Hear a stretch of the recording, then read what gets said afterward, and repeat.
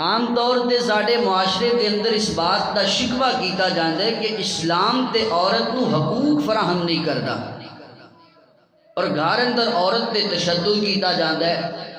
لہذا ساڈیاں گھریلو خواتین نو بڑے خفیہ پیغامات دے ذریعے اس بات تے اکسایا جاندا ہے کہ گھر وچوں آزادی منگو۔ میں دو تین باتاں اس حوالے نال انتہائی ضروری سمجھاں گا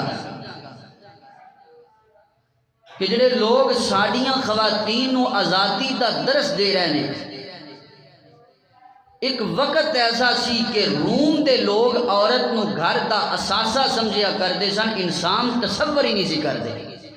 جڑے سانو کہہ رہے ہیں کہ تسی عورتاں دے حق نہیں دیندے، وہ کہندے سن اج تو چند صدیاں پہلے دی بات ہے کہ عورت تے انسان ہے ہی نہیں، یہ تے گھر دا سامان ہے۔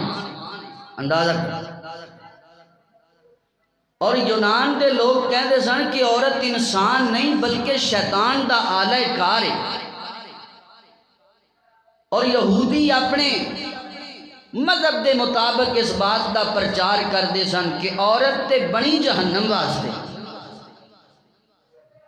ذرا باتاں تے غور کرنا، اور میری ماں بہن بالخصوص میرے پیغام تے غور کرے، جڑی یہ سمجھتی ہے کہ میرا گھر میرے واسطے جیل خانہ ہے اور قید خانہ ہے اور میں اتنے سہولتاں کیوں برداشت کرتا۔ حضرات خان پور دے باسیو، جتوں تک میرا پیغام چلا جائے، اللہ دی قسمیں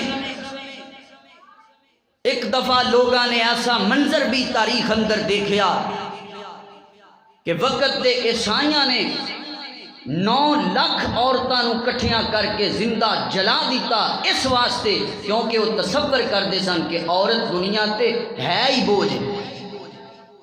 9 لاکھ عورتاں نو زندہ جلایا گیا۔